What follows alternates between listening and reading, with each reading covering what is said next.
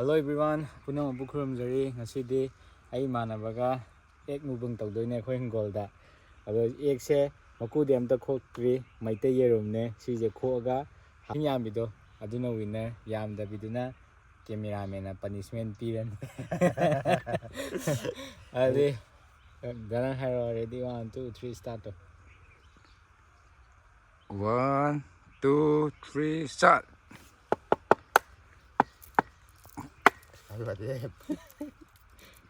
Kailangan khut ka niine. Thu. Ngaren pizza punishment phangdoi punishment je. Aduna thu na cha na hona jo. Khukok to amadi loi gre. Amana kamai tauri. Kokpo ya dene. 1, ama za hogre amadi. Amade khok loi de jo. Yadre, ama yadre. Ai khare am chaage khalu Kaino. kokpo ya dene farak ta. Da fakto khro de pagre da.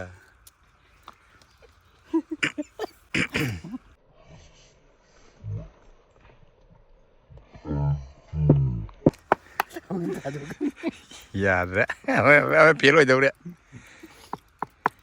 Như thế nào nè? Hậu đi hậu trả. Hậu. Irum kokpo training han ta hodre ne je. Jirum mamam sa ko ding si thabi ama moro mamam sa ka dau ni.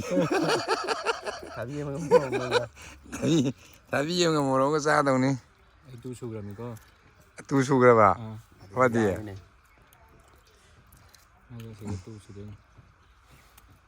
Nang thabi cha haudri nang.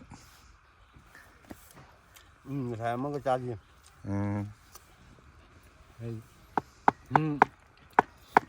Anh chẳng ai đi mưu cay. Ama ahum su gra ba. Asuba ama jidi pura o kunin. Wa ni cha phang da nga cái cha phang da si cha ho cái si ra ba lai. Ama jin khu bây giờ nang kamai tau kamai kai training cha lo ge ma khu yau gi đâu đấy. Mà cũng phải xem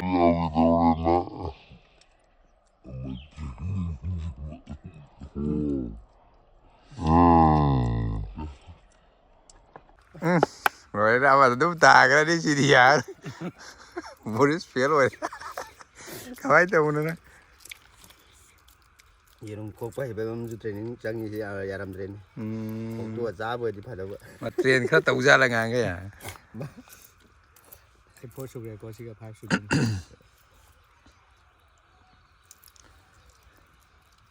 Tuổi yo ai irum. tuổi với tuổi tàu ra cái rồi kia su cái mà đi ama nó pha ama nó tri à Nó hỏng lắm phai cái mình.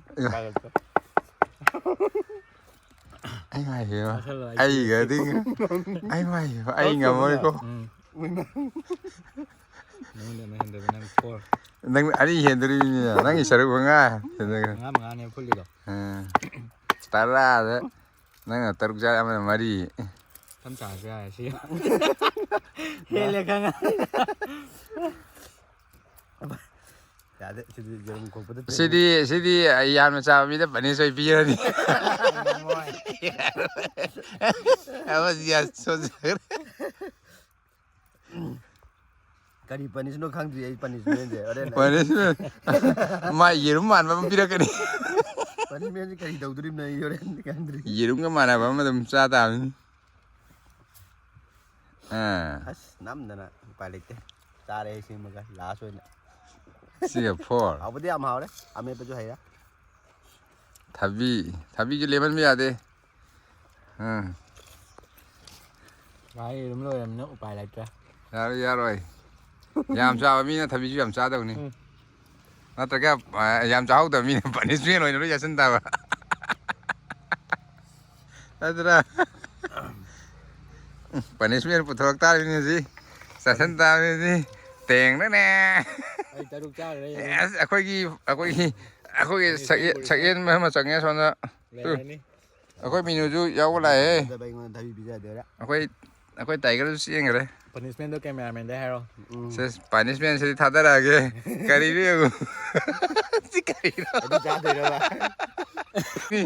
ꯁꯤ ꯀꯔꯤꯅꯣꯁꯦ ꯁꯤ ꯆꯠꯗꯕ punishment ꯑꯍꯥꯎꯕ ꯑꯃ ꯑꯍꯥꯎꯕꯅꯤ ꯑꯍꯥꯎꯕ ꯅꯠꯇ꯭ꯔꯣꯗꯣ ꯄꯅꯤꯁꯁꯤꯕꯨ ꯑꯐꯕ ꯐꯖꯕ ꯑꯣꯏꯅꯕ꯭ꯔꯅꯦ ꯅꯪꯒꯤ ꯁꯔꯨꯛ ꯅꯪ ꯈꯥꯃꯦꯟꯁꯤꯕꯨꯗꯨꯗꯤ ꯑꯩ ꯍꯣꯔꯦꯟ ꯅꯪ ꯏꯟꯖꯥꯡ ꯐꯖꯅ ꯊꯥꯛꯑ ꯆꯥꯏ ꯌꯥꯏ ꯆꯥꯔꯨꯔꯒꯦ ꯁꯤꯗꯤ ꯌꯥꯝ ꯂꯩꯔꯦ ꯃꯥꯏ ꯃꯇꯦꯡ ꯄꯥꯡꯉꯛꯇꯦ ꯍꯤꯟꯖꯥꯡ ꯃꯣꯔꯣꯛꯁꯨ ꯏꯟꯖꯥꯡ ꯆꯥꯕ ꯊꯥꯛꯑ ꯌꯥꯏ ꯆꯥꯔꯨꯔꯒꯦ ꯁꯤꯅ ꯊꯨꯝ ꯅꯝꯖꯜꯂꯣ ꯑꯗꯨꯗ ꯆꯥꯔꯣ ꯅꯪ ꯆꯥꯅꯤꯡꯕ ꯃꯑꯣꯡ ꯆꯥ ꯌꯥꯏ ꯍꯧꯖꯤꯛ ꯆꯥꯗꯕꯗꯤ ꯁꯨꯡꯌꯥ ꯌꯥꯔꯔꯣꯏ ꯊꯥꯡ ꯑꯃ ꯂꯩꯔꯗꯤ ꯈꯔ ꯑꯦ ꯌꯥꯔꯣꯏ ꯆꯥꯔꯁꯨ ꯊꯥꯡ ꯁꯦ ꯊꯨꯒꯥꯏꯕ ꯃꯔꯨ ꯀꯣꯛ ꯃꯣꯔꯣꯛꯁꯦ ꯃꯦꯠꯂ ꯆꯥꯎ ꯅꯝꯃ ꯆꯥꯎ ꯍꯥꯎꯅ ꯅꯠꯇꯤꯌꯦ ꯁꯤꯗꯤ ꯁꯤꯡꯅ ꯆꯥꯟꯅꯔꯁꯦ ꯍꯥꯏꯔꯗꯤ ꯊꯥꯡ ꯑꯃ ꯈꯥꯏꯔꯗꯤ ꯈꯨꯠ ꯑꯣꯏꯅ ꯑꯦ ꯇꯧꯔꯒꯦꯗ ꯊꯥꯡ ꯈꯥꯏꯗꯗꯤ ꯈꯨꯠ ꯌꯥꯎꯔꯤꯕ ꯀꯩꯅꯣ ꯁꯣꯟꯈ꯭ꯔꯕ ꯄꯣꯠꯇꯨꯕꯨ ꯑꯗꯩꯗ ꯍꯥꯎꯕ ꯄꯣꯠꯅꯤ ꯑꯩ ꯑꯗꯨꯝ ꯆꯥꯅꯤꯡꯉꯦ ꯈꯥꯃꯦꯟꯁꯤꯃꯗꯤ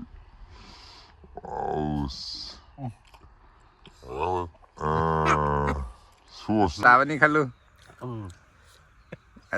ꯆꯠꯅꯤ ꯍꯥꯎꯇ꯭ꯔꯥ ꯑꯗꯨꯅ ꯍꯦꯟꯅ ꯍꯥꯎꯔꯒꯅꯤ ꯌꯦꯔꯨꯝꯗꯒꯤ ꯆꯥꯕ ꯆꯠꯄꯩ ꯄꯅꯤꯁꯃꯦꯟꯗꯤ ꯍꯥꯎꯔꯦ ꯈꯥꯃꯦꯟꯁꯤꯃꯗ ꯑꯔꯦꯝꯕꯒꯤ ꯌꯥꯎꯖꯔꯨ ꯉꯁꯤꯗꯤ ꯗꯁꯥꯅꯤ ꯍꯦ ꯇꯤꯜꯍꯧꯅꯦ ꯃꯣꯔꯣꯛꯅꯦ ꯂꯣꯏ ꯆꯥꯕ ꯌꯥꯏ ꯊꯕꯤ ꯌꯥꯔꯦ ꯅꯨꯡꯕꯤ ꯑꯇꯩꯗꯤ ꯌꯥꯔꯣ ꯉꯁꯤ ꯌꯦꯔꯨꯝ ꯍꯥꯎꯁꯨ ꯍꯥꯎꯕ ꯋꯥꯅꯤ